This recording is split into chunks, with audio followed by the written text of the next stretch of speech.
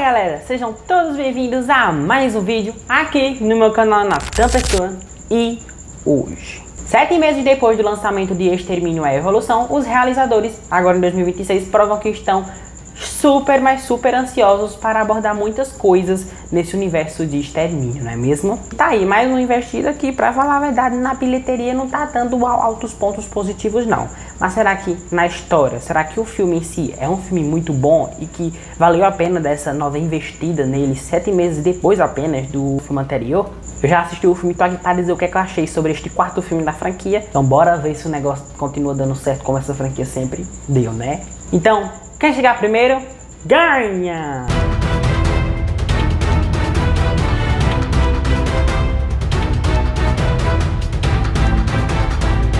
Enquanto o Dr. Kelson lida com uma nova relação chocante, o jovem Spike enfrenta um pesadelo com uma gangue de humanos desumanos liderada por Jimmy, percebendo que a verdadeira ameaça não são os infectados, mas a barbárie dos próprios sobreviventes. Possa ser que para você aí em casa que já assistiu ao filme Extermínio, não funcione na mesma perspectiva que eu tive sobre este quarto filme, Extermínio, Templo dos Ossos.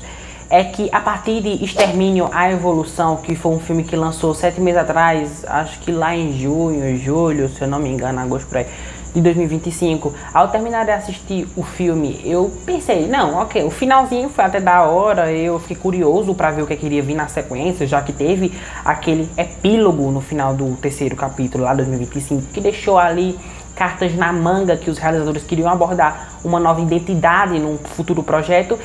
E aí, depois que eu terminei de assistir a Templo dos Ossos, eu vi que o que eles trouxeram no final de Extermínio à Evolução ali, aquela ceninha lá dos Power Rangers, né, como dizem por aí, que no meu ponto de vista de Extermínio à Evolução para este quarto capítulo, é basicamente 2 filmes que contam o amadurecimento do jovem Spike, do garotinho lá de Extermínio à Evolução. Aqui novamente traz ele como um protagonista, quer dizer, protagonista assim, né, tá mais pra coadjuvante, mas traz ele como um dos protagonistas do filme, né, e que decide focar no amadurecimento dele, porque desde o terceiro capítulo para esse quarto, os filmes estão focando na história, na narrativa de desenvolver o garotinho, o personagem, e aqui no filme ele traz uma trama muito mais madura de certa forma, pois agora o garotinho tá em um certo grupo, né, que é o grupo dos Power Rangers, né, e que tá aprendendo novos costumes nada agradáveis, nem pro público que tá assistindo, no caso eu, e nem para os próprios personagens mocinhos do filme. É que o garoto Spike, na aldeia, lá onde ele tava morando, na ilha, junto com o pai dele e tudo mais, ali ele convivia em harmonia junto com os seus e vivia numa sociedade muito mais adotada positivamente, ele vivia de boa, todos se respeitavam, né, em certas coisas, né, mas se respeitavam e viviam em harmonia, com danças, com festas, com comemorações, com tradições também, por que não? E aqui no filme, quando ele decide se erguer para o mundo, ele se depara com a sociedade, infelizmente, corrompida da pior forma possível. É que eu creio que aqui o filme quer levar uma identidade e trazer uma provação para o personagem de algo que ele ainda não viu na sociedade que ele vivia antes. Porque ele vivia num lugar onde todo mundo era ok, todo mundo era moralzinho, todo mundo era show de bola junto. Mas aí depois que ele se sai para fora do lugar onde ele viveu a vida toda, ele se depara com novas identidades, novas pessoas, um novo grupo, que é o dos Power Rangers, né? E que não é nada da forma que ele convivia harmoniamente, pois essas pessoas são totalmente psicopatas, doentios da cabeça. Não tem explicação para o que eles fazem aqui. Ou será que tem? Quando eu falo que o filme ele quer trazer uma abordagem de uma nova identidade para o personagem do Spike, na questão de amadurecimento e de mostrar o que ela ainda não conhece afora do mundo que ele cresceu, o filme pega pesadíssimo, porque os novos personagens aqui no filme são basicamente vilões perigosos e que, para o Spike, eu até entender ele ter passado mal em alguns momentos aqui no filme, porque o que os vilões humanos aqui do filme fazem é uma coisa desumana, é cruel, é violento. O filme realmente faz a gente dar certas viradas de rosto, fazer cada vez, porque as cenas do filme são extremamente... A violência gráfica... Eu sou acostumado com muitos filmes de violência gráfica, eu sou acostumado com terror gráfico, com gore, mas, gente... O que pega mesmo aqui no filme é ver que as pessoas que estão fazendo aquilo são humanos, são pessoas como nós, que a falta de empatia pelo próximo tomou de conta de uma sociedade tão corrompida fora do mundo do que o Spike vivia. E olha, eu discordo de quem fala que os infectados são os vilões realmente pelo menos desse quarto capítulo aqui, porque eles não são de nenhuma forma, até porque, principalmente aqui, o zumbi lá, aquele grandão, o Sansão, como dizem, né, deram o apelido dele no filme assim, é esse, pronto. Bom, ele mata as suas vítimas aqui no filme, ele faz as barbaridades dele, mas é o instinto do vírus que tá no corpo da pessoa lá, ele faz pela naturalidade do vírus, e isso é uma coisa que a gente deve compreender também nos filmes anteriores. Ali faz parte do instinto, mas tem comparação do que os humanos, né, os Jimmys fazem aqui com as pessoas que eles capturam. É barbaridade, é cruel, é violento. Esse filme não é pra todo mundo, porque as cenas aqui são pesadíssimas, são caóticas. E tipo assim, realmente, como eu havia falado, será que eles fazem isso por diversão? Sim, eles fazem isso por diversão, até porque ninguém também é doido da cabeça, vamos ser sinceros. Eles fazem porque querem, mas também porque são intenciados pelo líder, né? Mas, de certa forma, assim, se a gente olhar bem, se aprofundar bem, sempre tem um fundinho de verdade em qualquer história. O que eu quero dizer é que, será que eles são vilões, os humanos, aqui os Jimmys? Será que eles são vilões por eles realmente querer ser? Ou será que há algo muito mais profundo na narrativa que não explora de cara, assim, à frente? E o que é que eu tô querendo dizer? Que mesmo eles sendo vilões, algo muito mais profundo os envolve para que gere essas emoções, para que gere as coisas que eles vão fazendo durante o filme. É que, gente, eu entendi pela minha interpretação de que, vamos lá, o Spike, ele vive numa comunidade, ele tem pai, tem mãe, e cresceu com costumes, com cultura, com educação, e tudo aquilo fez com que ele fosse uma pessoa que tivesse empatia, como todos os outros da aldeia que ele vivia, tivesse empatia pelos outros, menos pelos infectados, mas que pelos seus, os bons, os sãos, os conscientes, ele teria essa empatia. Como os Jimmys foram pessoas manipuladas pelo líder, pelo Jimmy líder ali, e que viu de forma cruel o ocorrido com o pai dele no capítulo anterior, e que agora ele tem um grupo e comanda tudo, e que o pouco que ele teve de educação que foi do pai dele foi aqueles dogmas religiosos que ele teve, que o pai dele que era padre no filme anterior, ele acabou interpretando, eu creio, de uma forma que levasse a prejuízos que vieram a acontecer neste filme. Eles não são vilões exatamente porque eles querem ser vilões, e sim pela falta de cultura, de educação, de amor, de empatia, de sentimentos que eles não tiveram, pois perderam seus pais na infância e não adquiriram tanta sabedoria para conviver quando ficassem mais velhos, usando a violência tanto para a proteção quanto para a corrupção. Não quero dizer que eles não são mal aqui no filme, porque o que eles fazem é maldade pura, não tem outra explicação. Tô querendo dizer que pelo passado, pela a infância que foi corrompida por tantos desvaneios, acabou levando a altas negatividades no futuro da vida desses Jimmys. E eu acho tão interessante como a nova diretora aqui do filme, Nia da Costa, consegue juntar as peças do quebra-cabeça desse filme com o capítulo anterior, tão conectado.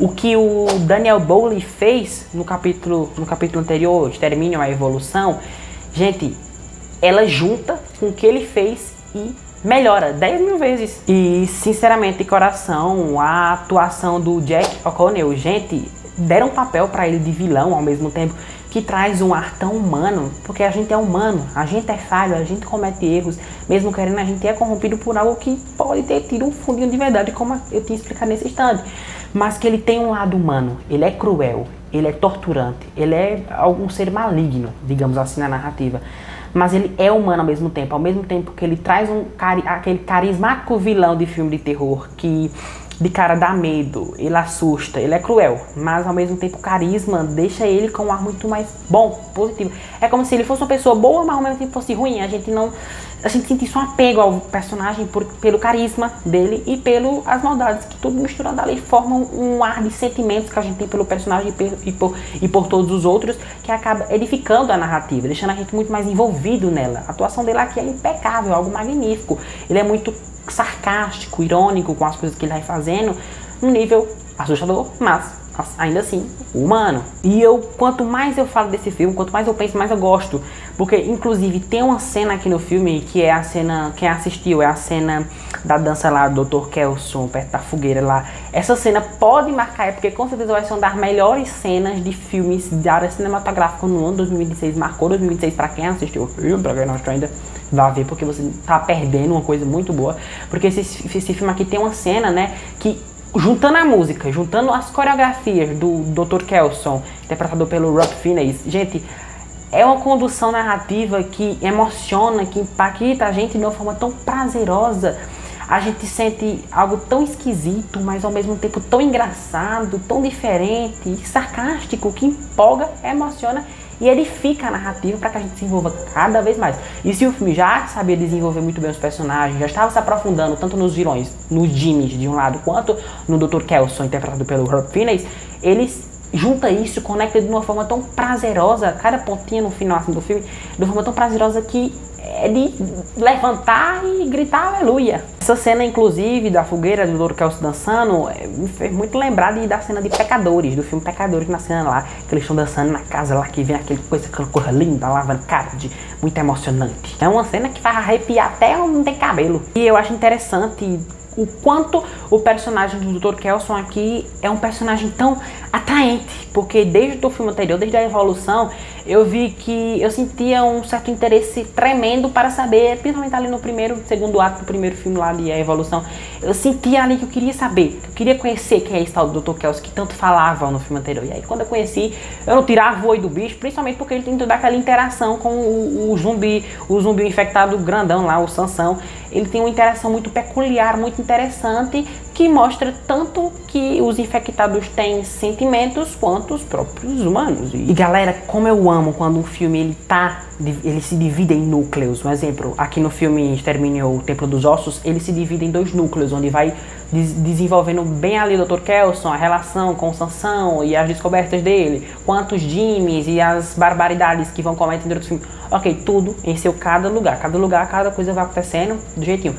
E aí, na minha perspectiva, eu achava, não, vai ter uma junção ali de elementos que vai juntar tanto o núcleo do Dr. Kelson quanto o núcleo do Jimmy, vai juntar e vai ser um final ali arretado que vai pegar.